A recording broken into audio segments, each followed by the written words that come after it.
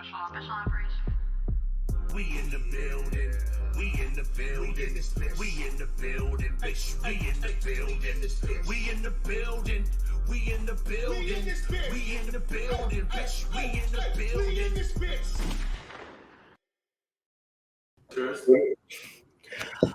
Finally, R0B and PTA have come back to BGN,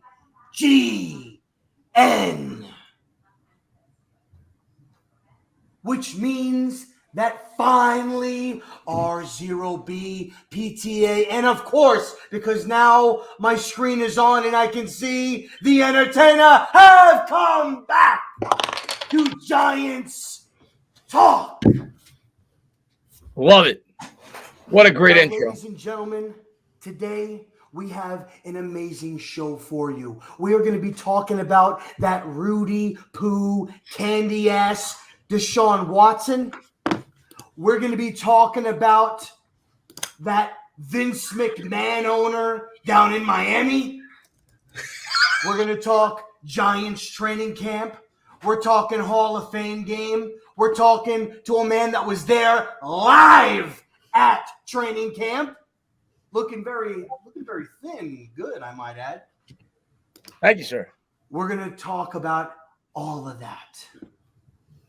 It's going to be a great show. Now, I'm going to finish my intro because we're going to give you the real intro. The intro you guys love to hear. The intro that you guys pine for after a victory. The intro that you guys pine for after a live stream, after a nice W from the Giants. I'm going to finish mine, but I will turn it to the GOAT, the Yoda, the man, the myth, the legend, the Entertainah. This mellow!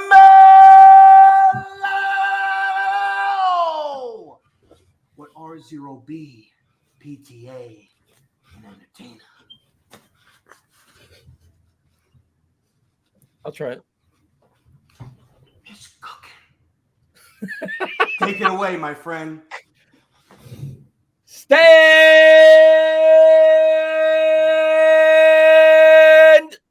up! New York Giant fans. God damn!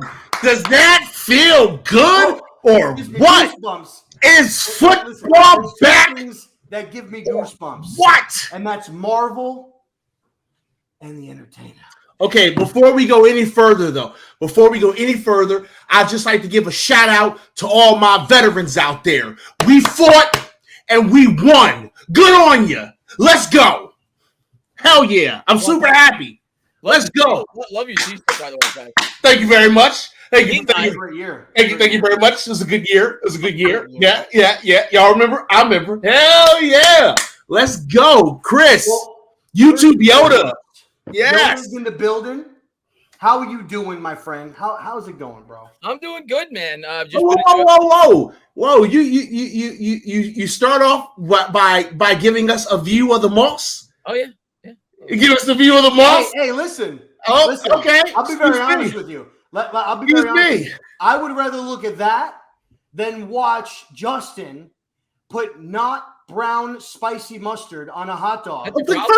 First of all, he put too much mustard on one bite. You don't put a big puddle of mustard on one bite. That's disgusting. There's too much mustard. I told him, I said, Justin, go do it over again right now. Too much mustard. You should be ashamed of yourself. All right, this is my ideal hot dog, and everybody's got their own preferences. Let me hear it, baby. First off, Justin just puts ketchup. That's a problem for me. If you go just plain on the hot dog, that's a problem for me. Just plain? Did you just say just plain? If you eat just plain hot dogs, I'm going to kick you in the penis meat. That's it. I'm kicking you in the junk. I'm going to tell you right now my ideal hot dog. You got to put mustard on it. Brown mustard, like you said. That's got to be on there. Sauerkraut. I'm putting it on it. I love sauerkraut. I'm going mustard, sauerkraut, relish. You put all three of those things on that hot dog. You mix it together. I'm a happy man. Listen, if anybody from the New York Giants organization is watching this, okay, All right, we've got some friends in some high places, okay? We have some friends that have had Nate Burleson, Tiki Bar. Tiki, I know you got it in, okay? Get rid of the Pepsi, okay? Get rid of the Pepsi and make the Entertainah dog right there. Wait, that way when you go to the concession stand, I'd like how about a Tana taco? Tana taco. Okay, yeah, I could do Tana taco. Wait a minute, is everything from the Tana menu and a water, please. Tana taco? That sounds like a Saturday night date to me. Ooh, it does. I would go for the double TNT. Yeah. That sounds like a fun Saturday night to me. Tana taco. I mean, you know. Hey, Chris, if you ever in North Carolina, I'm just saying, bring. No. We are not offering Tana's taco. Tana's taco belongs to Tana. And on the weekends, Chris likes to eat Tana taco. You know what I mean? Damn right. That's what he does on the weekends. I'll let you boy. You need to get your head out of the gutter. I think it's all the gray on your beard. Something's going on. Okay, because let's change the subject. Okay. Let's do that. Yeah. Ladies and gentlemen, we've got a really, really awesome show panning out for you guys today. Lots to talk about. First two topics are probably going to take up a good majority of the time because it's huge. And just within about an hour ago, more breaking news, with NFL filing an appeal. So we're going to dive into that. So let's start it off. Let's paint the picture here. 2 days ago, NFL finds out that the judge, who did the investigation, mind you, only took 4, of the suits, not all of them, just 4. But in the findings, use things like predator, like very, very bad terms, like somebody that you'd probably see on Forensic Files, all right, that's about to get convicted and go to 30 years to life in prison, okay? Some of those words. And then comes back with a $340,000 fine and a 6-game suspension. And not just the NFL fan base, but I want to focus on just the women aspect of it. Huge pushback from that. When you look at guys like Calvin Ridley, who got a year suspension for gambling while he wasn't even playing and didn't even bet on his own team.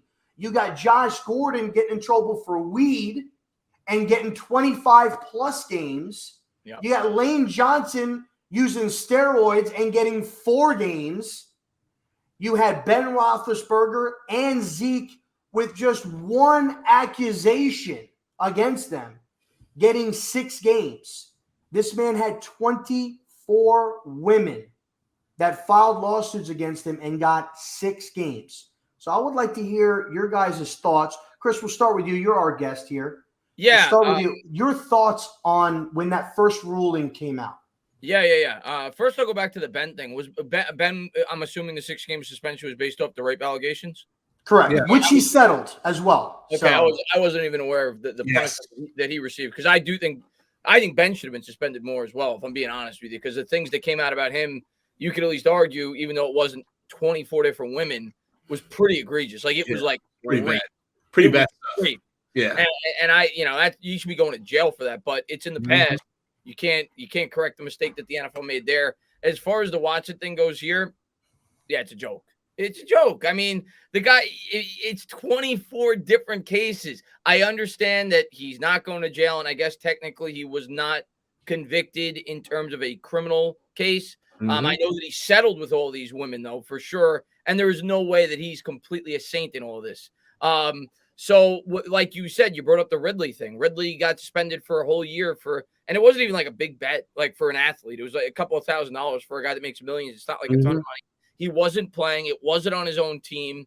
I agree he should be suspended for some period of time, being that it's probably breaking league rules that you shouldn't be betting on the games. But the fact that he gets a whole year and Watson did what he did, and he comes in and he only gets 6 games. And I think the NFL probably saw the backlash from a lot of the fans and said, well, we probably got to do something about this, right? You look at Major League Baseball, Major League Baseball, Trevor Bauer got convicted. I think it was of rape or some kind of sexual misconduct. He missed the whole year. He was out all year, 162 games, done. You're out. And I think the NFL realized that, yeah, we probably need to give him a harsher penalty than what we gave. And I'll tell you another thing. I don't feel bad for the Browns at all. Nope. They knew what they were getting into. They traded for a guy that at the time I believe was still on trial. They took the game. I don't feel an inch of sympathy for the Cleveland Browns in that organization. If he misses the whole year, they got what they deserve. They took that chance.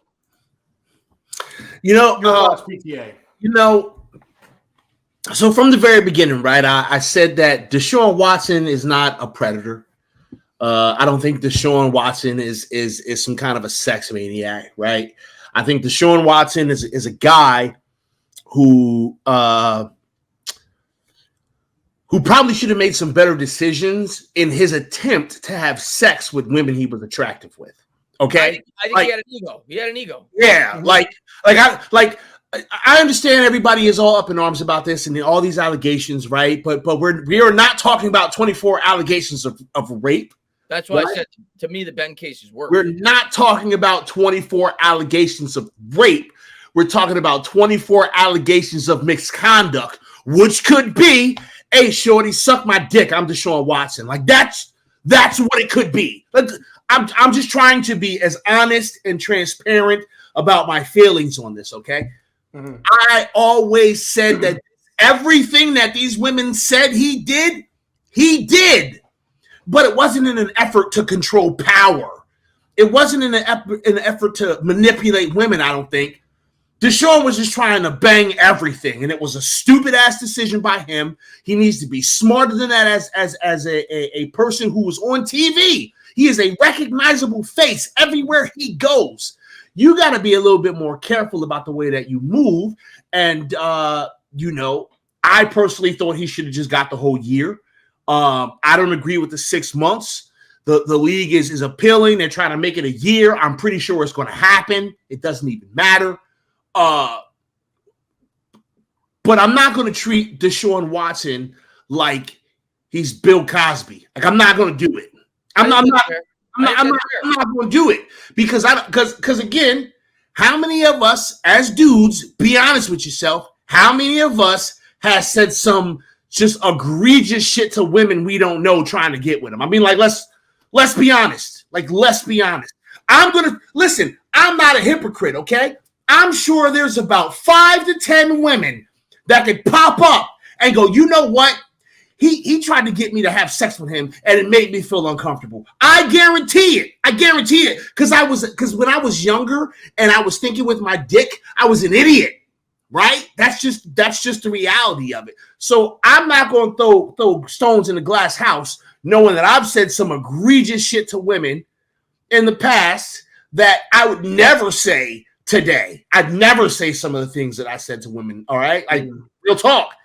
Because I got older, I learned, I grew, I'm more wiser. Deshaun Watson is learning a very, very expensive life lesson right now, and I'm glad he's learned it because that dumbass needs to learn it. You make entirely too much money, and you are too recognizable to be doing stupid shit like this. Okay, if you're trying to get some trim, all you got to do is go to the club, sit in VIP, and wait for some come to you. And then you pull her in the VIP and go, what's your name? Let me get to know you. And if she cool, she get to leave with you. If she's not, she gets kicked the fuck out. I mean, like, what the fuck are we doing here? So, like, I don't feel bad for Deshaun Watson. I don't feel bad for the Browns. I think he said some egregious shit to women. I think he shouldn't have fucking said those things. And he's going to pay the price. And when this man goes and gets suspended and he misses a season or two, because they could get crazy and do that. Once he's done and he's served his time, you're not going to hear me talking about this shit no more. Yeah, no, I'm not going to be talking whenever. Yeah, I think that's fair because like you said, I don't think it was rape. It's still horrible what he did. Yeah, and how he treated the women and the things that he said to the women. I'm sure a lot of it's true. You don't get 30 cases or whatever it was. That doesn't just happen. And no, a lot of it had to do with his ego. You know, he did that shit. I'm And- Deshaun Watson. I He can go. did that. It's He kinda did like- that shit. He did And- all I that. used to have the- a friend that was a cop, and I remember, well, he was kind of my ex-girlfriend's friend at the time, and I remember we went out, and it was just me, him, and another guy, and we were going to, I don't remember, go to like a 7-Eleven to pick something up, and he opens up a beer can. He's a cop, and he starts drinking it as he's driving. And in my head, I'm like, that's a power trip. He's basically saying, hey, guys, I'm cool. I could do this because I'm a police officer. And I think it's the same situation with Deshaun Watson. I think in his head, he's like, I got power. I'm a celebrity. I'm powerful. I could say what I want to women and get away with it. And obviously, you found out that he can't. Are you going to address Giants fan? Yeah. No. This is mine. Because Giants Nation is my little brother, and I need to let you know something, G Nation. You and I need to have a conversation because we good, right? The family is the family. But let's click this. 6 games is already enough. He missed a season. Why keep one of the most talented quarterbacks out for the year? What benefit is that to us as football fans? Well, here's the deal. Let me let you know why your first sentence is invalid. He chose to not fucking play. The motherfucker didn't show up to work initially. Like, he didn't show up initially. Let's not pretend that the league. He could have probably taken the penalty last year. He could have easily said, "I'm going to play," and got suspended last year. And the other thing I'm going to say, Best, even though I agree with you that this is not rape, it's not on that level. This is why I don't feel bad for him if he gets a year or even 2 years. If that was me, if that was you, if that was Rob, we'd have trouble getting any job. We'd have trouble getting any job. 100%. If that was on our record. You go into Best Buy to try to apply for a job. They see that on your record. Nope. Goodbye. Nope. And if it stood the way it is, in 6 games, he's back to work. In 6 games, if it stood. Now, the reports are that the league filed, and I was going to get into it after we all said, but I will say that the league appealed for an indefinite suspension.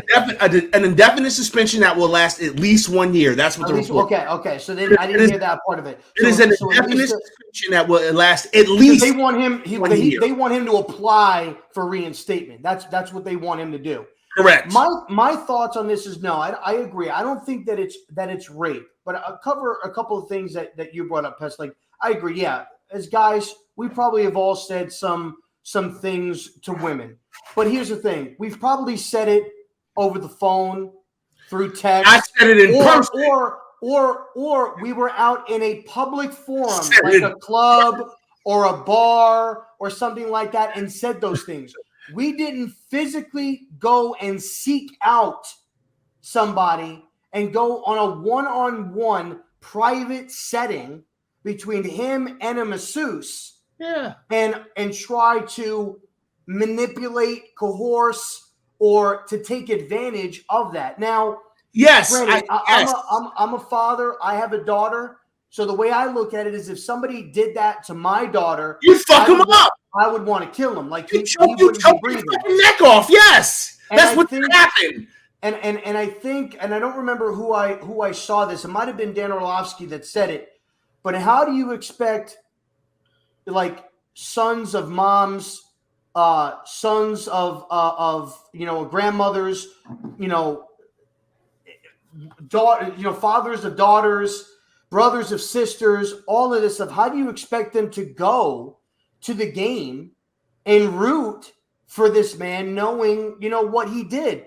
So I don't feel bad for Deshaun at all. I agree. I think that he used his power against, I think he tried to use his power, obviously, in his favor, and it didn't work.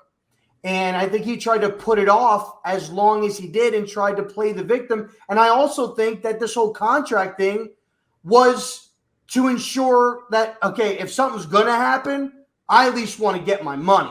That's why everything was guaranteed. And that's why the Browns, listen, you Browns fans, your organization are fucking idiots. Idiots. I'm sorry. People said the Giants are bad. Listen, I would rather deal, I don't know, I'd rather go to Jacksonville than deal with the Cleveland. I'll be honest. And we all know, as a player, yeah. And we all know what happens at Jacksonville. Okay, we know what's in Jacksonville. We know I'd rather deal with that than go to Cleveland, because you guys should just fucking pack up, and whatever team you have, send them to Baltimore and just be done with it. And let another country or another state make a team, because you guys are fucking idiots. See. I'm sorry. I don't mean to cut you off. I don't mean to cut you off, man. But Giants Nation. My little brother is a conspiracy theorist, y'all. My little brother thinks that everything is like a government, governmental type of thing, bro. The fact of the matter is this, man. We're talking about a public figure, okay? It doesn't matter. It does not matter, right? Who he is, what he looks like, and what he does. This man is a public figure, okay? I was saying on camera a year, maybe 2 years ago, how I love Deshaun Watson and he's a winner. There were a lot of people who really love this man as a football player who have to now take a step back and reevaluate their feelings about this man. So it is a big deal. I understand. That can affect their endorsements. Listen, I can understand their partnerships. I can understand that this is this man's private life, kind of, sort of, right? But this man's a public figure. People look up to him. Businesses work with him. Like, bro, this is not a thing that it's just like, it's not a big deal because he asked 23 women to put their finger in his ass. Like, still, bro, like that's too much. It's too much. You can't do that. And I'll say this, and obviously this kind of in the same ballpark, not like when it comes to women, but as far as the same principle is what I meant to say. Just in March, something happened with me, and I do a show with Pest, and we're affiliated with BGN. We're represented by certain people, and my decisions on things that I did, maybe I was acting within myself, but it would have also affected Pest because we're a team. We work together. So at that point, that puts what we're doing here at risk. It's no different if Chris went and got a partnership with somebody that's with the NFL and he goes out and gets plastered out in public and does some crazy things. He's represented by his sponsorship. So if they see that, they could drop him. They could stop what he. So it's all about you're represented. When you're in the NFL, you are represented by the shield and by the N, F, and L. That symbol that comes up after you're done watching a game and says it's brought to you by the National Football. That's what they represent. And it don't matter whether you're slapping a girl's ass, you're pushing her down on the floor, you're raping, you're whipping it out, whatever you do. It's all affected by it. I'm not showing that. And that's the principle here. That's the principle here. So let's go on to the next topic here, because we have two major things that happen in National Football League. The Miami Dolphins, Stephen Ross. Okay, it came out that he hinted on tanking. It was a joke, by the way. It was a joke. It was a joke. The Dolphins, so Stephen Ross is suspended from the team until October 22nd.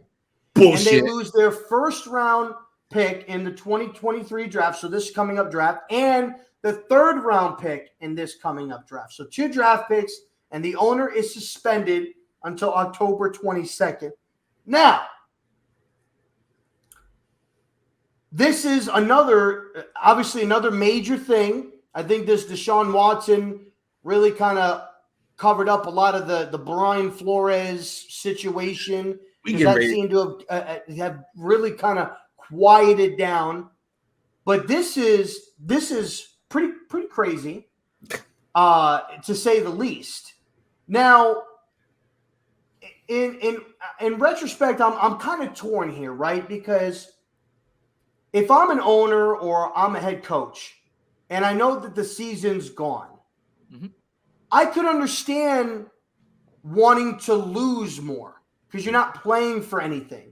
Yeah. So I could understand to maybe I could understand it. But at the same point, you're represented by the National Football League, which does everything equally. Everybody equally has the same opportunities to win, and everybody's going through the same exact thing. Now, I take it back to, we're talking about tanking here, and and it's hard for me because it's like there's no way that you think that in 2021 or 2020 that the Eagles didn't throw that game at Washington. I was going to bring that. It was clear as day. Mm-hmm. Now, and that was publicly, that was on television, like that was live, and there was nobody that said you wanted to see what Nate Sudfeld had to do, what he had to do for you, and then you cut him in the offseason. So in my mind, if you're doing that and you forcefully, I think the Eagles should also be investigated for throwing that team, and obviously they're not going to be because nobody's complaining about it, and none of the players are going to come because they're all sucking Howie Roseman. But this is absolutely crazy that, and not just that, but he tried to bring in Sean Payton, he tried to bring in Tom Brady, and somebody on the Rich Eisen show said that people on Twitter were saying that Tom Brady should be suspended for this. Tom Brady was approached. Listen, Yeah. Tom Brady's not on the Patriots anymore, so I don't really hate Tom Brady. When he was on the Patriots, I didn't like him. Now I like Tom. He's I like Tom. But the Sean Payton thing is pretty crazy. The Tom Brady thing is pretty good. But again, you're talking about two big public figures that are getting approached. What are you supposed to say? No, don't talk to me. No, I'm not ready. No, you're gonna hear what they have to say. And he became available after that and still didn't sign. He chose to go with Tampa Bay. So, what are your guys' thoughts on this Miami bullshit? Yeah, I mean, I think the difference between this situation, and I don't know all the specifics to the case, but I have to assume if they're laying out a penalty that harsh, they have evidence. Like, it's not just speculation. Like the Eagles game, we could say it was pretty obvious, but it's speculation. It's not, you don't have concrete evidence that they definitively made a mission to intentionally lose that football game, even though we all agree they did. There's a way to tank and there's a way not to. And what the Eagles did is the way to tank. You could say, listen, the season's over. We want to get a look at our younger players, yada, yada, yada. If there is clear evidence, and I'm assuming there is, based on the penalties, and obviously, has to be. Yeah, and this came about due to Flores, bringing attention to this, a couple months ago, whatever, how they were trying to lose games to get better draft picks. I'm sure they looked into it because of that. And if more evidence came out, listen, yeah, absolutely. I think there should be a harsh penalty for that if you can prove it. And hopefully this deters teams from doing this in the future. I'm sure it won't because it's easy to get away with it. You could just say, listen, like the Giants this year, if they fall out of it, they're going to want to see their younger players play. It may not give us the best opportunity to win, but you want your younger players to develop. And with that may come a couple more losses than you would have had on your schedule had you left your starters in. So I think there's a way to go about doing it that is, I guess, slightly bending ethics, and there's one that completely breaks. Playing the line. And I think in this instance, I have to assume that they have, substantial evidence that, that the Miami Dolphins did something they shouldn't have been doing, because that's a really harsh penalty. I mean, a first-round pick in the NFL is huge to go along with a third-round pick. So, if it is proven, they absolutely deserve the penalty that they received. I'm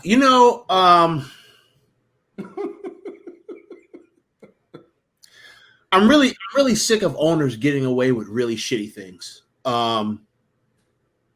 Steiner. Sorry, I had to sneeze.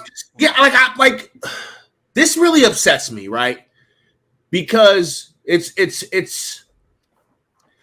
just a reminder that the people at the top can always do whatever the fuck they want. Yep. Let's think about this here for a second, okay? We were just talking about Deshaun Watson, and we were just talking about how Deshaun Watson deserves to definitely get a year or two or whatever it is that he gets because he did what he was accused of, right? And then this owner comes out, and this news comes out that that this owner is going to be suspended until October, so a couple of months. Yeah, okay, they don't need to be there right now anyway. And they're going to lose a first-round pick. All right, cool. How many fucking picks do the Dolphins have in this upcoming draft? Don't they have a shitload? And they're going to lose another draft round pick later. Cool. But like what this man did was detrimental to the integrity of the entire National Football League.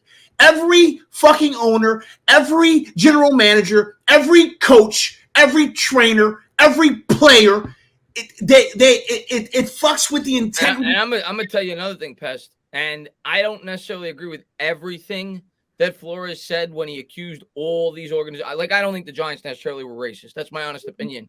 Mm-hmm. But Brian Flores should have a job. The fact that Brian Flores lost his job due in large part to the fact that the Miami Dolphins, if it is proven, were intentionally throwing football games. And you're talking about it too. What did the Dolphins go last year? I think they had a decent record. They had a pretty good record, actually. They had a decent record. They weren't a shitty team. The fact that he lost his job probably due in large part to that Miami didn't quite reach the record that was expected of them before the year started. And now you hear stories about that they were trying to tank to lose football games.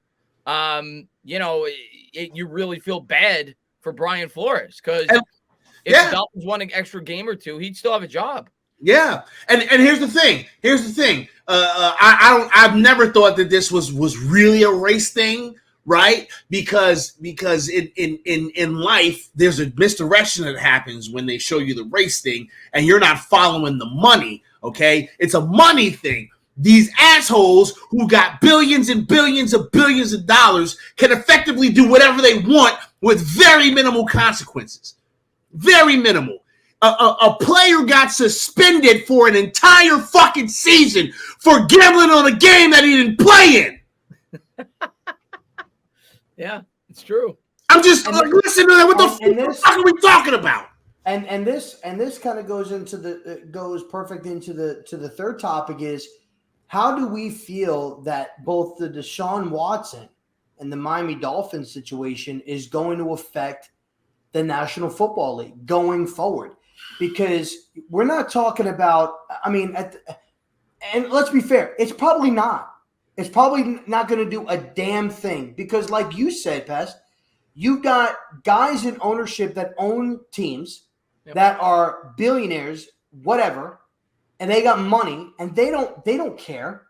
They just want the money that they collect from either winning a championship, their ticket sales, the jersey sales, the Pepsi sales, the pretzel sales, whatever. They want to collect all of that money. Mm-hmm. And let's face it, is that players will always hold a Trump value. There was I don't know if you guys ever watch it, but great podcast on YouTube to watch. I Am Athlete. Mm-hmm. And Brandon Marshall and Channing Crowder, Chad Johnson, they do it. Fred Taylor, and they had a podcast where they had shout out to you, where they had Andre Johnson. This was an older one. This was months ago. They had Andre Johnson on there, and they were talking about Kaepernick. They were talking about the kneel, and they were talking about people in power, the main guys on teams, and how they should start speaking up like they have before. And when you go to like the player meetings in the NBA, it's the LeBrons, Kobe when he was there, like all of these guys were going. And why wasn't Tom Brady? Why wasn't Peyton Manning? Why wasn't Drew Brees at these meetings? They were talking about players in power. And I think it's, as long as you're a main contributor player to an organization, or just a main figure that the NFL can push to draw you in for money, whether it's commercials, jerseys, ticket sales, whatever it is. It's only about money. They will always find a way to get a pass. The like NFL Calvin Ridley is no big-time wide receiver. Yeah. But had it, he's a little guy, and they stepped on him. They stepped on his ass. now let's just say this was Jerry Rice. Let's say that this was Calvin Johnson.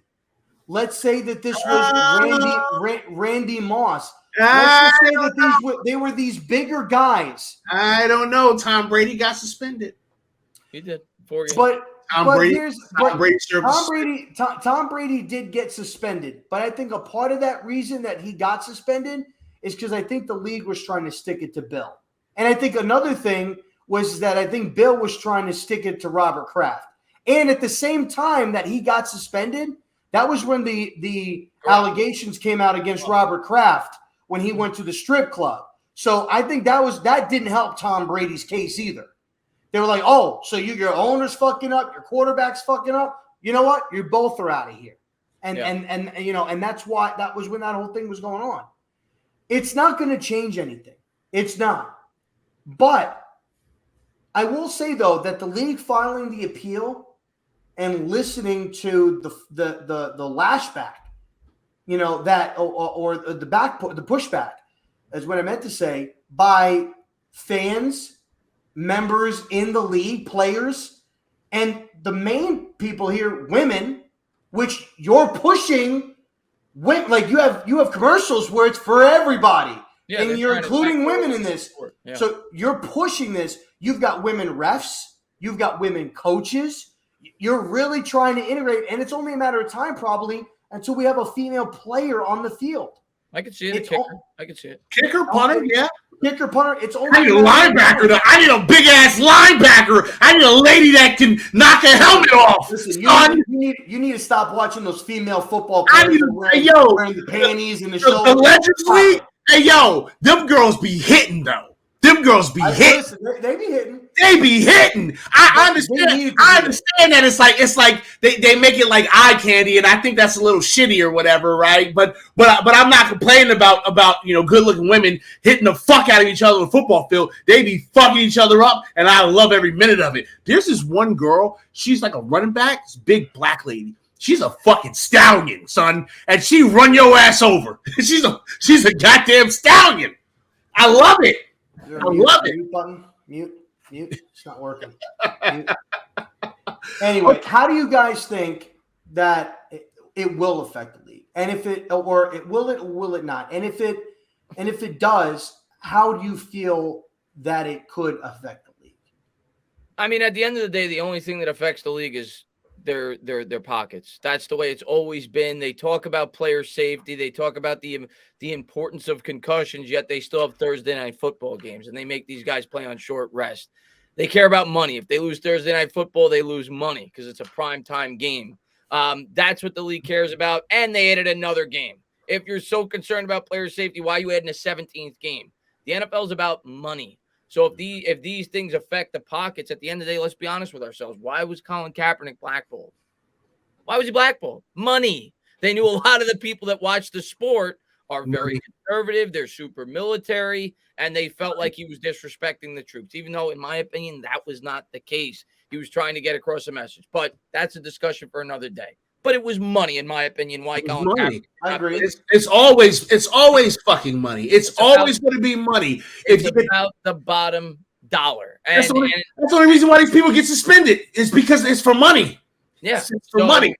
In terms of do I think this will make any changes from within the NFL? I mean, I guess they set the precedent depending on what the punishment's going to be if something like this comes out in the future. And yeah, I mean, you set the precedent. Listen, if Deshaun Watson's going to miss a year, anybody can miss a year. If they do something like this off the field, as far as the owner goes, people are going to forget about it.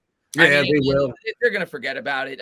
Maybe they'll be a little bit more harsher, or they'll be looking more in terms of investigating for teams doing this more so in the future. But people are going to forget about it. They are. That's just the nature of the beast with this situation. I don't think it's going to have much of an effect at all. Yeah, it's not like that. And it's also like the Dolphins are not like a prominent team either. It would be one thing if it was like, the Patriots when they had Brady and Belichick. Like it would have been a bigger Cowboys. Yeah, that you'd still be talking about.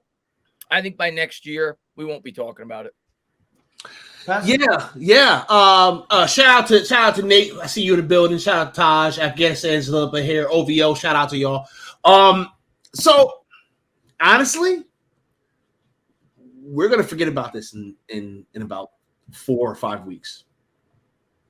Because football's gonna start, and we're not gonna be talking about this shit. Like that's what's gonna happen. It's what I don't think I'll forget about Watson, but I won't. The owner, yeah, I agree. The owner thing that people will probably forget about that in like 2 weeks. Yeah. But the Deshaun Watson thing, because that's going to be a topic of community. Even like now, people are talking about Watson more than they're talking about the whole Dolphins. Well, what I will say is this: in a couple of years, if Watson's making them money and they're winning football games, they're not going to give a. People forget about it real quick. I mean, I didn't forget about what Ben did, but Steelers fans loved him. Mm-hmm. Michael Vick did his time in jail, so he did his time. Even though I still can't forgive him for what he did. I love dogs, whatever. Everybody's entitled to their own opinion on that. But when he came back on the football field, when he's helping your fantasy football team, when you're an Eagles fan, when you're betting on the game, you don't care. At the end of the day, if they're making the sport money and they're providing entertainment, people forget real fast. Sure do. Agreed. They sure do. Agreed. All right. Now we're going to get into the meat and potatoes. We're going to talk some Giants training camp and good thing. And we got Chris on here, guys. So he was there. He was live. He was there. He witnessed the horrendous hot dog situation with Justin. He was there. He saw it live. He saw Justin eat that hot dog with too much mustard. Justin, if you're watching this, Justin, I will never ever let you live this ever. This is his worst take. Punishment. It's your punishment. This is his worst take. It's an L. It's a fucking L. This is his worst take ever in regards to anything he's ever said. 100%. Ever. 100%. Mustard on a hot dog is goated. That's 100%. What you put on a hot dog. It's like I would rather watch him throw the ball up and try to catch a punt in an empty parking lot than watch him eat a hot dog with just a pile of mustard in one spot. Hold on a second. Shout out to Smee in the building. Shout out to Smee. What's going on, Smee? Shout out to my guy Smee. Nice. Appreciate you popping through. Yeah. I mean, listen. Just don't ask for a happy ending. Okay. Oh my God. Super Taj says honey mustard on a hot dog, Taj. Honey mustard. I love honey mustard. Don't get me wrong, but not on a hot dog. Not on a hot dog. Nah, not on a hot dog. Listen, the only time you need honey mustard is when you're eating chicken fingers. Okay. I'm gonna tell you right now, and Nate's still young. When I was probably 16, 17. I probably didn't start getting into the mustard thing till about that age, maybe 15. I was getting ready to say, listen, Nate talking about mustard tastes disgusting. He don't even know what pussy tastes like yet. I mean, chill out, bro. Okay? Well, you have to enjoy these acquired tastes, son. I was not the biggest fan of mustard when I was around his age. Really? By the time I got to like 17, I put that on every hot dog. Mustard, sauerkraut, relish. You put it on, it's delicious. But mustard on a hamburger, throw it in the fucking garbage. You don't put mustard on a hamburger. You don't put mustard on a hamburger. You know what's funny to me though, Pest? And I agree with you. I could have it, but I wouldn't put it. But if I feel like outside of New York, every other state does it.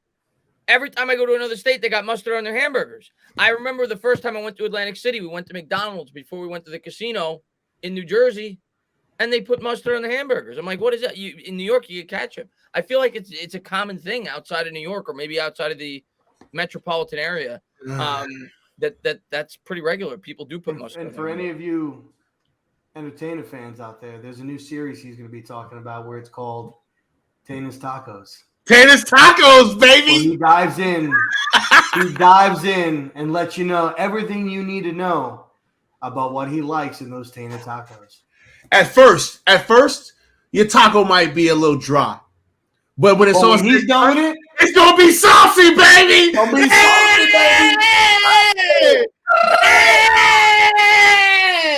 Hey. Okay, that's enough of that. Last 2 days, Giants were in pads. Last 2 days. Yeah. Chris, were you there when they were in pads, or did you catch? No, you were there. They had an pads, off right? day. I've been there twice, but they were in pads the day before I went, and it was the first day in pads. So I assumed when I got there they were going to be in pads, but they went back to no pads, and then I think they put the pads back on today. Okay.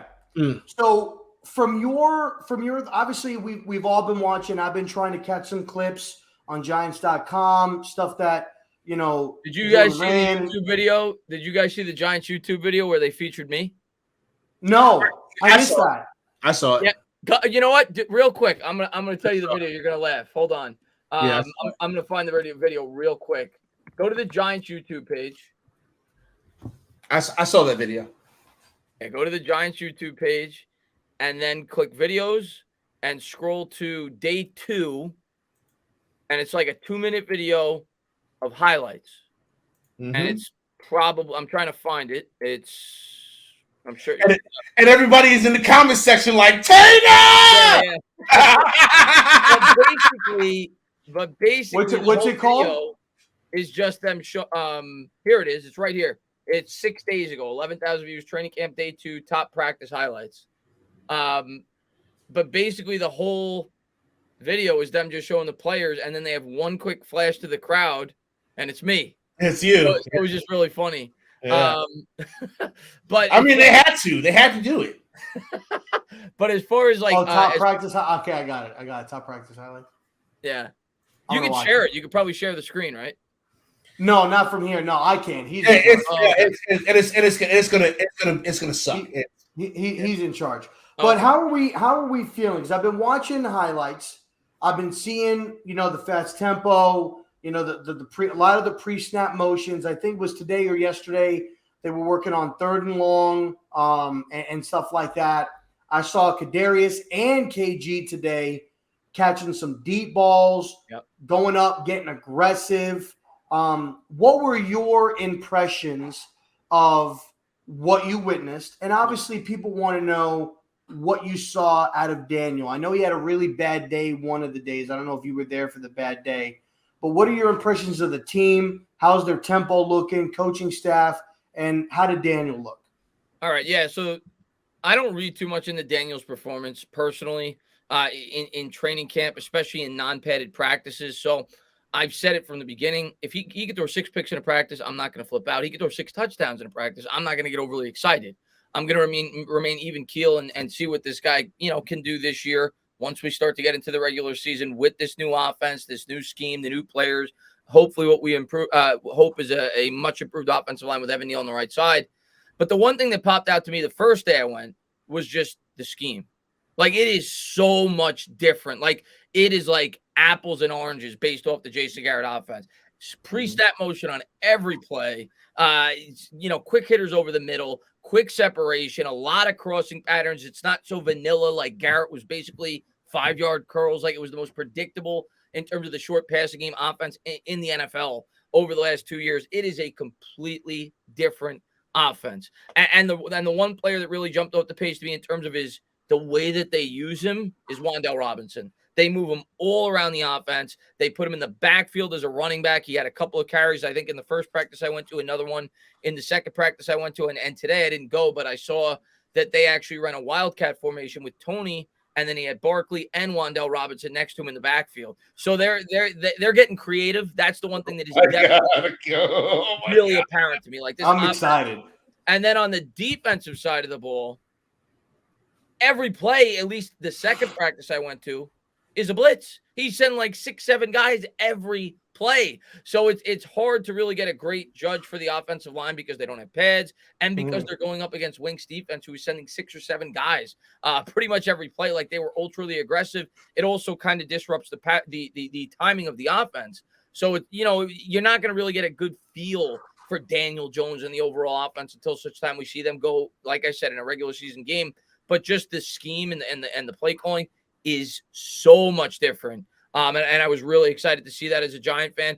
Jones looked really good, though. I will say that his second practice that I went to, and I think it was pretty much agreed upon basically by everybody that was there that was Daniel Jones's best practice during training camp. He did throw one really bad interception at the end, but outside of that, he had a near flawless practice. I think he was 16 for 20, But it was just the way he operated. He got the ball out pretty quick with the majority of his throws, was hitting guys in stride, had a lot of big hits to Kadarius Toney, Wan'Dale Robinson. I'll tell you another guy, man, who's really been standing out is Richie James. Keep your eye out for him. I think he's going to make the team. Most people had him pegged to be a kick returner. That was the running back. Did they signed him? He's the wide receiver. He cooked. Wasn't he from the 49ers? Yeah, 49ers. Yeah.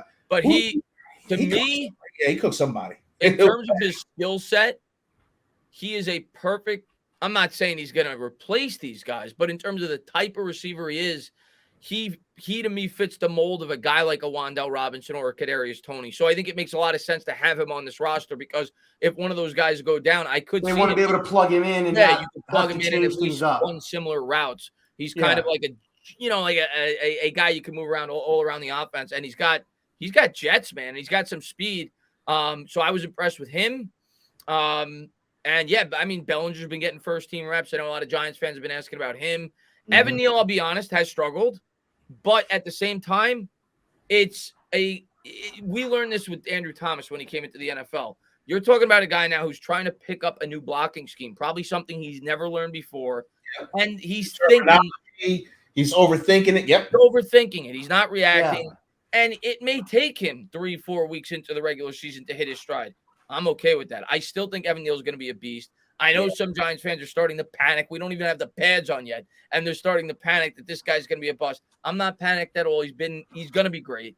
But yeah, I'll be honest. He's been getting beat off the edge, and I think a lot of it has to do with the fact that he's kind of been thinking too much. Like I just said, his punch has been a little bit late. He's been letting guys get around the edge on him. So he's got to get a little bit better with his footwork. He's got to get, better with his anticipation. But I'm not worried about Evan Neal. He is a beast. He's everything is advertised in terms of his size and strength, and really excited about him. Thibodeau's looked good as well. Had a sack the last practice I went to. So we'll see. I don't, you can't help it as a fan when you go to these training camps, but to get overly excited, you just can't. You leave there, at least me, everybody's different. You're going to have some fans that look for all the negative. I'm a guy that tries to be optimistic. I try to look for the things to take out of that I really liked, and I can't help but be excited. And the other thing that I notice is after leaving them is just the mentality of the fan base. It just feels different. I feel like even though I think there's, I think most people are level-headed. They realize this is not more than likely going to be a playoff team this year. It feels different. It feels like the fan base is confident that the Giants are headed in the right direction. At least they're going down the right path. And a couple of things that I saw Evan Neal. He got beat by Kayvon. When they were doing one-on-one drills. I think he actually even got beat by O'Shane once as well. He got beat by O'Shane a couple times. By O'Shane. And then O'Shane actually today, from a highlight that I saw, got around Andrew as well. So a couple of – I agree with you. It's probably going to take him a few weeks. It may even take him the whole season and come in his second year and feel a little bit more confident. Hey, that's what happened with Andrew Thomas, and he was probably the top 3 tackle in the National Football League last year, and he missed time. So I'm okay with that. Some of the guys that have really been standing out to me, Darnay Holmes, really been standing out, making a lot of plays, diving interceptions, breaking up passes constantly. And he was covering wide receivers. He was covering Barkley. He was all around. He was all over the place. I think I heard Tay Crowder say that in the back end, they're the ones calling all the pre-snap plays. I'm assuming that's probably going to be Xavier McKinney. That's got the green dot. I'm very excited for him. Past you and me, we're on the same wavelength with McKinney. Very excited to see what he's going to do this year. But the Evan Neal, I'm not too worried about. I heard rumors today that Saquon was I was seeing posters from Talking Giants. Saquon Barkley just going off today. He looks great. His speed burst. He looks back. He looks better than what he did before, which is awesome to hear. Obviously, we're not going to get so hyped up about it because it's just training camp. But seeing that he's getting back into those motions, that's a good thing for the Giants, for the offensive line, for Daniel Jones especially, to have a solid running game And I think that's going to help Evan Neal too, getting a little bit more comfortable. We all know run blocking is a lot easier than pass blocking. We know that for a fact, Pesh. I'm sure you know that as well because you're a coach. Don't worry, I'm going to give my analysis on Evan Neal. So I'm not totally worried about that. I love the way that they're moving around Wan'Dale Robinson. I love what they're doing. It almost kind of feels like a little bit like KG's almost like KG doesn't fit. He had a great practice today, though. He had a great practice. He had a fantastic practice, but it just like I'm sure they'll find a way to get him involved. The way I look at it in terms of KG's role, and by the way, you mentioned Barkley, and they didn't run a ton at either practice that I went to, but I've seen the clips and I've seen the way that they've used him in the offense when I was there live. One, he's going to be used a lot more in the passing game this year. They're going to line him up. They've lined him out up wide a ton. They put him in motion a ton. Don't expect just screen passes in terms of him. They're going to try to create mismatches against linebackers. They're going to use him a lot, I think, in the passing game this year. And I think he's going to be a big focus. And he is running hard. He's running hard. He's running with a purpose. He looks like he's Saquon from 2018. And that's what I hope is the case for and he can stay healthy all year. But I'm really excited about Saquon this year for sure. I think he's gonna have a really good year this year for the Giants. I'm very excited about Saquon. I think it was last week, Pest. I think when we were talking, I said if you guys want to see what Barkley's gonna be, go back and watch Kareem Hunt's highlights when he was with Kansas City. And that's what I also want to say in terms of when you said Galladay and his role in the offense. It does seem more like a Kansas City Chiefs type of offense as opposed to a Buffalo Bills to me, at least so far. I could see him having like that Sammy Watkins role in the Kansas City Chiefs offense. If you remember Watkins, he wasn't really the featured receiver, but he was a guy that they ran some vertical routes with. They attacked in the red zone. He had a good amount of touchdowns, not that many targets, but I could see a role like that. But I agree with you. I think Wan'Dale, Tony, and Barkley are going to be the three most featured players in the passing game in terms of targets. But I still think they'll have a role for Galladay. And I think the Giants are going to throw a lot this year. They're going to throw a ton this year as opposed to the previous two. They're going to throw a lot more. Do you feel like as the year goes on, and I said it, I think Bellinger between week 3 and 6, he's going to be the starter. I think he's going to be the starter. I think Ricky, Seals-Jones will probably be the starter going into the year. I just think that Bellinger gives them a lot more versatility because when you look at like a guy like Travis Kelce, he can catch and he can block. They don't have to bring in anybody to kind of tip off, oh, this guy's coming in, so they must be running. Or this guy's coming in, they must be passing. He could do both. When you look at Bellinger, because you were there, does he give you any type of comparison to, obviously not now because he's a rookie, but do you see any comparisons in them using him like they used Travis Kelce in Kansas City? No. And I hope I'm wrong, but I don't see that kind of athletic upside. I mean, they basically do handoffs with Travis Kelce. They give him forward pitches. I don't see that type. I do think he could be an effective pass catcher, but I don't see him being like the versatile type of weapon that Travis Kelce is from within the Kansas City Chiefs offense. But I see him more as like a Caden Smith. Obviously, I hope he becomes more than that, but that type of tight end, a block first tight end that is used as, a check down guy when maybe your first and second reads aren't open, you hit him over the middle of the field. I don't really see him, at least year one, being a featured passing option in the offense. But what I will say about Bellinger, he definitely has some upside to grow into at least more of I could see him eventually growing into like a Kyle Rudolph type tight end. Not the version with the Giants. The Minnesota Vikings version. Best with the Minnesota Vikings. He ran a 4.67, which is pretty good. I mean, in comparison to a guy like Kevin Boss, he was like 4.8. So I do think he has some potential and upside, but I don't see him being like ever evolving into like a versatile weapon like a Travis Kelce. And then the last thing, and then Pess, I'll let you take over. Any weaknesses that you saw while you were there, things that were kind of like, man, I think we might need to might be a little bit weak here, or this, or maybe this group isn't really performing or something like that. Any positions or groups that you felt weren't performing well at the practices that you were there, or that you thought might be a challenge going into the season?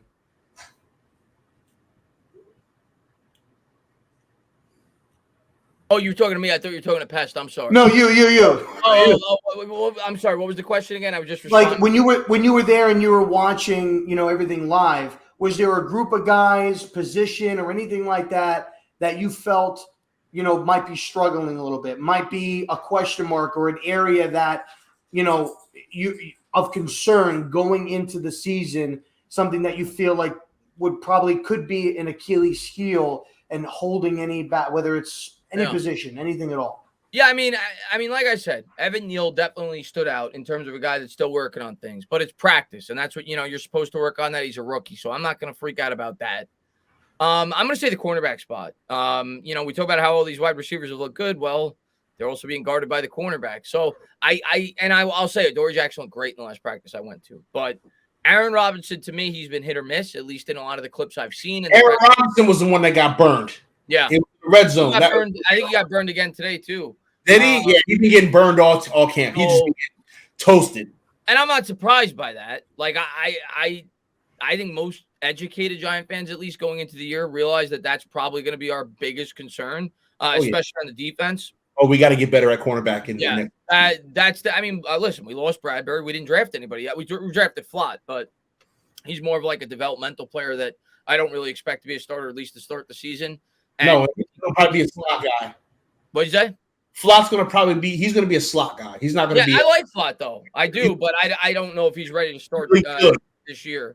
Cordell Flott really good. Do you think that Darnay is playing good enough to take over that number 2 spot? Or there were a lot of rumors that I saw where Jimmy Smith is a potential option to bring in for the Giants. Might make sense. Low veteran, league minimal contract. He's played with Wink too, right? And he's played with Wink in Baltimore. Obviously, he's not, what he once was, but he's still a decent player, knows, what Wink will do. And I think could very well maybe be a good number 2 guy to teach some of these younger guys, like a Flott, like what Pest was just saying, to help Darnay Holmes, to help Rodarius Williams, to help these younger guys. I'm almost positive we could afford him at a league minimal contract. But did you see them doing this before? Yes. I don't know if it'll be preseason. Yeah, I don't know if it'll be him, but I think we're going to sign a veteran corner. I just don't necessarily know if that veteran corner is going to start, but I think they're going to bring in another corner, maybe as depth, it maybe as a veteran mentor. I do think it seems like they want to give Aaron Robinson an opportunity, and I think Robinson has some potential. I mean, after all, a lot of teams were really high on him when we drafted him in 2020. Most people felt like he should have been a second-round pick. I think the Eagles were pissed off, if I remember correctly, when we jumped up to draft him because they wanted to take him, and he definitely has some upside. So I'm not opposed to Aaron Robinson getting an opportunity, but we're going to have growing pains there. And make no mistake about it, there's going to be a ton of teams that are going to pick on him from the jump. Mm-hmm. They're going to be thrown at that number 2 corner and Adoree Jackson, because now Jackson's suddenly going up against the best wide receiver, but he's looked really good. But if you're asking me, I was kind of figuring it would be going into camp, but I don't feel that much more comfortable than I did after seeing some of these practices. Yeah, I think Aaron Robinson and just the cornerback spot in general is what concerns me the most. That's what's your Mr. Let's give it to the coach. Okay, I'm only going to talk about Evan Neal right now, okay? Because that's what I'm paying attention to. I'm paying attention to these trenches. So let's put a couple of things in perspective here, okay? 1, practice, okay? Like you want to get your ass kicked. You want to get your ass kicked in practice. I want my new guys to get their asses kicked in practice, because you don't learn when you win. You learn when you lose. So I need you to get your ass beat all camp long, right? And then we're gonna look at film and we're gonna discuss the things that you did, and we're gonna try to clean that stuff up. Here's what I see that I have an issue with. Thing 1, his elbows are not tight enough at the point of attack for his punch. You mean like this? Like he's doing in more? So he's doing the same thing that Andrew Thomas did when he first got here, and I hated it. So when you're coming off your block, right? You're gonna do your kicks. You're gonna do your kick step, your slide step, right? You're gonna slide step, and the first thing you're gonna do is you're gonna put you want to hit that punch, right? Well, when you hit that punch, you want to literally drive from like your ribs up and through the person. Tight elbows, up and through the person. But what he did, and this is like something that these college guys are doing, and I fucking hate it because it looks like shit. They come up off their blocks, they get into their stance. I forgot to mention that you need to get into a stance. That's where your hands go. He goes to get into a stance and then opens his arms up slightly and comes around and clamps. So doing almost like a circle kind of yes. deal to get to the point. He's coming up and he's clamping the defender, and they're kicking his ass with that. He's thinking too much. He's got to pop. He's got to react. He's got to, because that's an extra second when you're doing this, and then you take that extra second to go like this. That can allow they're gone. They're gone. Boom! So, get that whip around you and everything. Yeah. So when you're playing on the edge like that, your responsibility is to force that defender to take a wide angle to the quarterback, because that's how you generate your pocket. Well, you can't force a player to go in a direction when you're hugging him, right? Line play is about leverage. So when I look at some of the best linemen playing on tackles, playing that tackle position, the thing I see from them is 1, tight elbows, 2, good hip movement, 3, good foot placement, because hands, you shouldn't even be thinking about hands. Hands should be so second nature that this is all you're doing. This is it. Bam! You punch, and then what you want to do is with one hand, you want to kind of get them. Like if they're coming to the right, then you want to kind of get their body, their center of gravity. You kind of want to push that in the opposite direction of the way you want them to go, because it forces them to do that. And you either keep your hand here and go high-low, or once you punch, and if I'm going this way, I punch, and then I kind of lift my hand just a little bit, so that way I can push in with here and push in here and lead you around.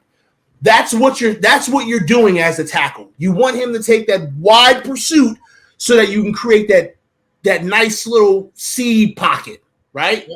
Yep. Thomas did it all the time.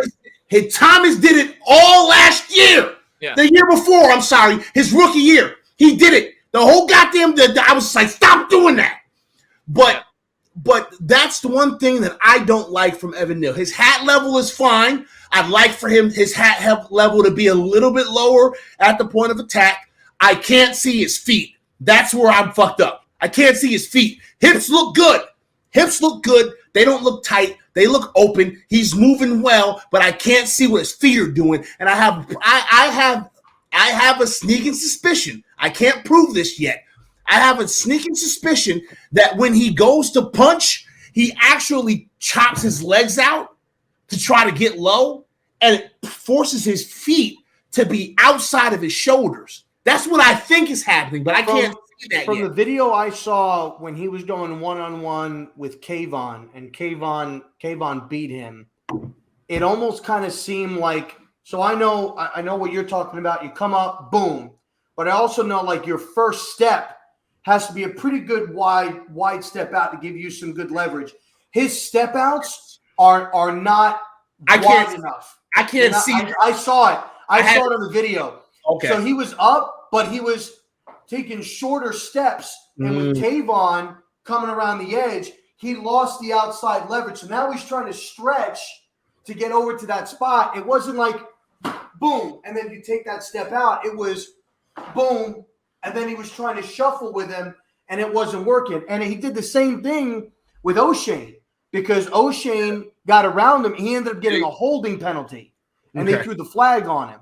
So he's not stepping out as far on his first step. He's almost kind of like chopping his feet a little bit, and then when he's losing the outside leverage, he's trying to make up for the leverage he gave up, and he's not getting it. And he'll get it. But it's his feet work and his hand movement. I saw what you were describing. So line play literally it's from the neck up and the waist down, right? Because again, this should be automatic. Hand play should because I knew a guy who used to beat the shit out of me, and he'd always put, this is how I know this, he'd always put one hand high on my shoulder and one hand like low underneath my shoulder pad so that he can drive me and push me in a direction, right? Because it's all about momentum. Think about like jujitsu or judo, right? You want to utilize the opponent's momentum against them, right? Yeah. So if you're going to do like a basic leg sweep, you're going to grab the wrist, you're going to hit the elbow, right, to push them back, but you're going to kick the legs in a different direction so that they fly backwards. That's all about, momentum and technique. This is what offensive and defensive line play is about. Okay? There's nothing else. There's nothing else to it. You get low man wins, good technique beats power all the time. Okay? Like that's just what it is. So when I'm looking at Evan Neal, I'm not jumping out the window, but there are some things that I hope the coaches are telling him. But also, just to put this in a nice, neat little bow, I think our edge rushers are goons, y'all. They are. We have good edge rushers, and that's. I think our edge rushers are goons, yo. I'm really surprised. That's without Ojulari. With O'Shane, the last couple of practices, really been playing. I agree with you. Playing hard. But I'm reluctant to get super excited because he's always getting hurt. And he's always excited in the past with practice, and then he doesn't show up in the games. Yeah, I hope that he stays healthy. Because I think that'll be a nice – I mean, if he can stay healthy, you got Aziz and you got Kayvon. Those are going to be your two starters. And you got Quincy and you've got now O'Shane. If he can stay healthy. Don't forget about Ellerson Smith. And you've got Ellerson Smith. And that's a guy – I don't know if you were there for the first day of training camp. I think you said you were there the second day. But on the first day, man, I love – he gets down on all fours and gets it like he has that quick – like he was fast off of that jump. And I'm really, really, really hoping, even with him, you're talking about a nice 5-guy rotation. And Davidson, the D tackle that I think we took in the 5th round, we took him. He looked pretty good as well. I don't necessarily think that the nose tackle position is huge. I think Justin Ellis is going to get that job. He's gigantic, man. Justin Ellis is huge. He's absolutely huge. So I think Ellis is going to get that starting job there. We kind of covered some of the standouts. We kind of covered that. Eli Manning was there yesterday. Was awesome to see. Saw him talking with Daniel, right? He was the man who delivered that right there that my man's wearing over there. First ballot Hall of Famer. I don't care what anybody says. Now, I heard what you said, Eli, about not making the same mistake. If you go back and watch your highlights, sometimes you made the same mistakes. But I love you, Eli. I love you. But I think this kind of falls into like a whole thing. How are you guys feeling about this staff bringing in a lot of the older guys? We've saw Tuck there. We've seen Strahan there. LT. You saw LT in the commercial with the. You saw LT in the commercial, so he's around. Bro, if I see LT, if I'm Kayvon, LT, one-on-one, something like that. If he's willing to do it, Eli, obviously we know he's a part of the staff, quote unquote, but to have him there was pretty awesome. I agree. Like I think with you, what you were saying before, Chris, I think it's a different vibe, a different aura in around the team this year. How are you guys feeling about that aspect of it? Yeah, I mean, I don't want to I was victim. I was guilty of it, and I think a lot of content creators and Giants were guilty of it. When Joe Judge initially took the job, we were all really excited about his rah-rah, his opening press conference. We were thinking Bill Parcells. We liked his hard-nosed, tough-nosed approach, right? Because, at least for me, it made me think of Coughlin, when he first took the job. And, he was charismatic. He was a good talker, yada, yada, yada. So I don't want to make that same mistake, that same error in judgment the first time around with Joe Judge.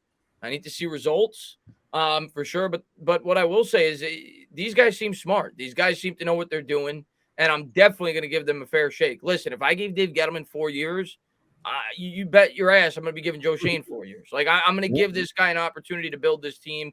And I say it every time the topic comes up on, other streams I've been on. But the one thing that really stands out to me as opposed to Gettleman is year one. And I did blame some of this on Mara. I do think that Mara forced Eli on Gettleman, or at least only hired Gettleman because he was willing to keep Eli rather than moving on and drafting a quarterback. But regardless, Gettleman's first year with the Giants, you didn't know what their direction was. You didn't know if they were trying to win or rebuild. And even Dave said it at the end of the year. We made a mistake, an error in judgment. We tried to do two things at once. We're going to rip it up. We're going to knock this thing down. And now we're going to start the rebuild. Shane's coming with a plan. They don't seem like a team that is trying to do two things at once. He is rebuilding. He's rebuilding. He's going to take some of the young players from the previous regime and build with them. But he is tearing this thing down. He let Bradbury walk. He's going to get rid of the dead weight. He's going to get rid of the bad contracts, the guys that he feels are not going to be in the best long-term interest of this football team. You already saw him not extend Jones on the fifth-year option, so he's got a lot to prove this year, and we'll see. And hopefully he does. But regardless, I feel like there's a vision.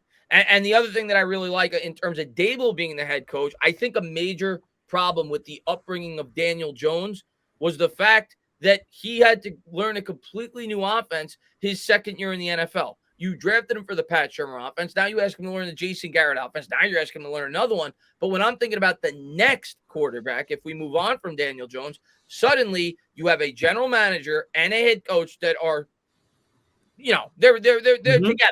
He brought him in here. He wants to work with this guy. This is his baby, and he's the head coach. So you're not going to have to worry about the quarterback that you draft having to learn a new scheme in his second and hopefully third year, because I think this is a marriage. I think they're probably going to get at least 3, probably 4 years together, and I think it's going to help the upbringing of the next quarterback. So thinking about all of that, I think they're setting this up the right way. In terms of like analyzing Dable as a coach, we have nothing to work on. He's never been a head coach. So it's hard for me to say things until such time I see how he manages things from within the game. How's his timeout usage? Is he aggressive? One thing I couldn't stand about Joe Judge last year specifically was how passive he was. 4th and 1 at the opponent's 40. You're punting? Have you looked around the NFL? Go for it, stupid. We don't have the defense. Yeah. We don't have the 85 Bears defense that can hold the opponent time and time again. You have to try to steal some first downs. I expect Dable to be more aggressive in those situations, but we'll see. So it's hard for me to judge him in terms of how he is as a head coach because he's never done it before. But I think it was the right type of coach to bring in. I think we needed to bring in an offensive-minded head coach because we had to think about the future quarterback. If Daniel Jones does not work out, you want that quarterback to come in to as good of a situation as you could possibly set up for him. And if you bring him in with a guy like Dable, suddenly you're saying, okay, this guy now has 2 or 3 years to grasp this offense and grow as a quarterback. Yeah. And you improved, obviously, the offensive line on the right side. So I love what we're building, but I'm going to wait till we see results.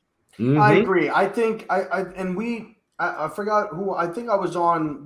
I think we were on with Hub when I said this. You might have left PTA because you had to handle something. But I told Hub on his show last week when we or 2 weeks ago when I jumped on with him. I said Daniel Jones really has everything going for him as motivation this year. Yeah. The not getting the 5th-year option, the way he was treated with Barkley, by the way. Motivation. And Barkley too. Yeah. Like these guys have really a lot of motivation to really go out there and perform and almost kind of stick it to the organization in a way and be like, this is what I'm capable of, and really stick it to them. And now if they don't, and I know Barkley's going to perform. I'm going to focus mainly on the Daniel Jones part. If he doesn't go out there and perform, it's all on him. And, you got to think, like, look at what Daves has done with Josh Allen and what he was able to do with him. And then I look at a guy like Eli Manning there talking with him. And you gotta know that Eli's probably, listen, I was in the same position that you were in. The fans hated me. They wanted me out. They wanted me here. But this is what I did. And I had these coaches to rely on. And when you look at Eli Manning, and he had Tom Coughlin, he had Kelvin Gilbride. They had a lot of good coaches in that organization to have his back to help each of the positions, offensive line, wide receivers, tight ends, defense, all of that stuff. I think that he's really set up to have success, and if he doesn't, it's really entirely just a flop on his. I'm impressed with the crystal clear resolution of Rob's. Hey, yeah, I agree with you, Rob. And he's not just playing, to keep his job with the Giants. He's playing to impress the other 31 teams in the league. Boom. Exactly. Because it's entirely possible, even if Jones improves this year, if we like a quarterback in next year's draft, he's not Joe Shane's guy. Shane may go out and draft this quarterback, but if Jones does well this year, he's like Trubisky got a shot this year with the Steelers, or Garoppolo's I'm guessing is probably going to sign on with the Browns at this point. But there'll be a landing spot for him if he plays well this year. So he's not just playing to stay with the Giants; he's playing to get another contract. It's an audition for the 31 other teams, and he'll have some success. He'll definitely have some success. I honestly, if he doesn't work out here, I could see him going to a place like Seattle. Seattle taking a chance on him and going up there. They're in desperate need of a quarterback. Pittsburgh, well, not Pittsburgh. They just drafted Kenny Pickett, but Seattle could be a team. Minnesota could be a team. Maybe to have somebody to compete with Kirk Cousins. Tampa Bay, and stuff like that. New Orleans. Yep. You got all of that. Another spot that he could go, depending on where it is. Also, I think it would depend on Sean Payton, where Sean Payton goes, because I think a lot of what he would like to do, I think Daniel Jones would work really, really well with Sean Payton and a lot of his stuff. So let's talk about this. Big day tomorrow, ladies and gentlemen. If you guys don't know, I think it's 7 or 8 o'clock Eastern Standard Time. Hall of Fame game, Pittsburgh Steelers versus the Jacksonville Jaguars. Woo! Football is back, ladies and gentlemen. It is back. It is in full force. I'm excited. I'm excited to get off tomorrow, watch some football. I'm excited about it. We're getting there, boys and girls. We're getting there. Hall of Fame game this week. And I think preseason starts, in 2 more weeks? Giants first game is the 11th. The 11th. Next week. Giants play next Thursday. Next Thursday. Giants play next Thursday. I'm excited. It's going to be live, okay? We're going to see what these guys are doing in practice. We're going to see what they're going to do and performing in games. Live speed now, where guys can hit Daniel Jones, where guys can get tackled. This ain't no buttercup. These little helmet mittens, they coming off, okay? And it's full go. How are we feeling about football starting tomorrow? How are we feeling, boys, that football is back? I'm probably not going. I'm not going to be watching it. Yeah, I'm gonna be honest with you, Rob. I might tape it and watch it a bit, but I'm a huge Mets fan. We have our biggest series of the year tomorrow against the Atlanta Braves. I'm gonna be driving to New Jersey tomorrow. So, but what I will say, Rob, is whenever the Hall of Fame game comes about, whether I watch it or whether I don't, it's exactly what you just said. In my head, I'm like, it's time. Football season is here. So I'm excited. Whether or not I get to catch it live or not, I'm really excited that football's back. I'm not going to get too into a preseason game unless the Giants are playing, but it tells me, all right, the Giants are right around the corner. So I'm excited, man. I'm excited that we got football back and college football too, man. I'm going to tell you what. College football. That starts really soon. And I'm not the biggest 3 weeks, guy. 2 weeks, I think. It's college kickoff. And I love watching college football, but I'm not like a diehard that like I live and die with a team. But this year, you bet your ass, knowing that there's a good chance we could be taking a quarterback, I am gonna have my eyes locked whenever the Florida Gators play with Anthony Richardson, whenever Ohio State plays with their quarterback. There's so many good quarterbacks in this year's draft. So I'm definitely gonna be paying attention to that and hoping throughout the season I don't have to, that Daniel Jones becomes the next Josh Allen. But that's something I'm definitely going to have my eye on this year. I'm definitely going to be watching college football week to week, looking for these quarterback prospects to see how they do. I'm really looking forward to that as well. And that's one thing I feel like I dropped the ball a lot on, is watching a lot of college sports. I'm a big-time Gators fan, huge Gators fan. What do you think of your quarterback prospect? Because I love him. I haven't really been He diving hasn't shown so results much yet, but he's got Yeah. the physical attributes. I haven't dived so much in. I've read a little bit. I'm excited to see what he's going to do. I think they have a good amount of weapons, and stuff like that to utilize there in Florida. Obviously, he's got big shoes to fill, right? I mean, there's a lot of big name quarterbacks that have come out of there. Whether whether they performed well or not, they don't have a good reputation going to the pros, right? Chris Leak. You also have Tim Tebow. You want to try to be that guy that goes to the league and actually stands out, and stuff like that. So I'm excited. Let's go because I know you got to get to Hub's show. Over there. Yeah, he's starting in 4 minutes. So let's go ahead and we'll get it wrapped up. Closing statements. Chris, we'll start with you. Obviously, you're our guest. Closing statements. How you feeling from anything you want to get off your mind, and then at the end of it. Obviously, if you guys don't know where to find him, you guys are crazy. But I don't know what the fuck. I don't know what the fuck you're doing. So let everybody know where they can find you. You can find me at Entertainah Talking Sports, spelled with an AH. Talk Giants, Knicks, Mets, mainly Giants. And I'm super excited, man. I'm super excited for the upcoming season. I always have a blast coming on talking with Giants fans. You guys, I got to meet Pest in person. Hopefully, I get to meet him in person again. I'm going to the Bears game, Pest. I know you have season tickets, so you going to the Bears game? Yeah. So if you can, wait. Are you going to be at FanFest? I am going to be at FanFest. Okay. Well, then I'll see you on Friday. Oh, you are going to FanFest? Yeah. I am going to be in my car tomorrow night at about 8 or 9 o'clock, driving up to New Jersey to go to my hotel room so that I can telework on Friday during the day and then drive to the fucking stadium. I'll be in Jersey. I will be in Jersey all fucking weekend. Okay? I'm gonna tell you right now. I'll be at training camp on Sunday. Oh shit! Don't you give me that end. Oh shit! I see. We're gonna do the same thing we did last time. We'll go to a bar and kick back a few, and we'll have some fun. Hopefully, we get a couple other people to come with us too. Yeah, it's gonna listen, y'all. If y'all don't have, first of all, if you don't have tickets to FanFest. And you need tickets to FanFest. I got 2 extra ones that I'm gonna give to someone over the course. I actually got 1 extra one. I probably should. I'm gonna give 2 to someone over the course of the next 48 hours. Somebody gonna get FanFest on me, but it's on the Giants because it was free. But listen, if y'all didn't go to FanFest last year, you need to get your ass to FanFest this year. All the content creators are gonna be there. We're all hanging out in the parking lot.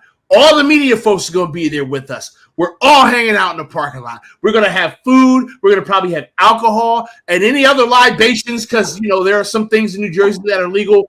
And if that's what you bring, then whatever, the cops ain't coming. I don't care. We're going to have ourselves a fucking blast this weekend, y'all. If you ain't there, you're going to miss out. We're going to have a fucking amazing time this weekend. Oh, sorry, Rob. Can't wait. Going to be fun. My bad. Kiss my ass, Pastor. Listen, I will make a resolution here. I will be at next year's FanFest. If Pest is willing to bless me. I'm not driving to North Carolina to take No.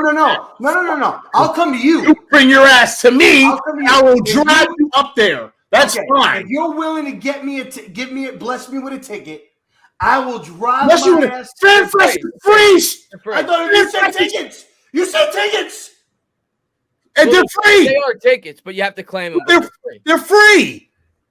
They're fucking free. You claim one for me. I will make sure to take. Claim your own ticket and meet my ass in Virginia, and we'll drive up to fucking New Jersey. You have to be a ticket holder to get it, guys. I'm gonna go because I don't want to upset Hub and Kid Blue. Yeah, we gonna get ready to close this thing out anyway, y'all. Thank you so much to YouTube Yoda, my guy.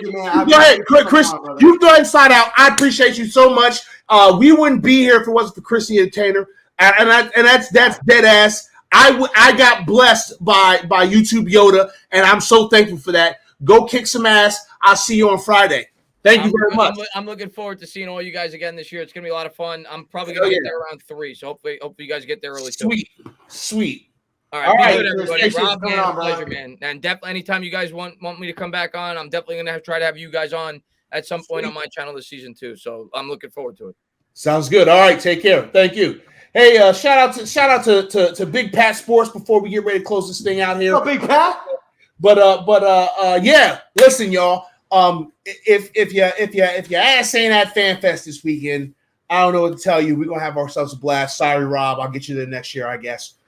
You'll get yourself there next year. I mean, it's not that hard. Yeah. Listen, really appreciate all y'all for coming and hanging out with us. Seriously, it means the world that y'all come and interact with us and talk, no matter which platform you are, because we're on like 7 of them right now. But seriously, thank y'all so much for coming and hanging out with us. I hope I get to see some of y'all who are in the chat at the stadium. I will be at the stadium on Friday. I may go to the parking lot on Saturday. I will be at training camp on Sunday. So I will be spending the entire weekend doing New York Giants shit, and I absolutely look forward to it. We are getting ready to wrap this bad boy up and get ready to get the hell up out of here so we can cake up with our significant others. So listen, y'all, I hope y'all all have a great rest of your week. I hope that everything that you want to get accomplished over the course of the next few days, you're able to do without any problems, without any issues. And I hope that I get to hang out with some of y'all this weekend up in New Jersey. So, for my guy, R0 Break, I'm your boy, Pest the Analyst.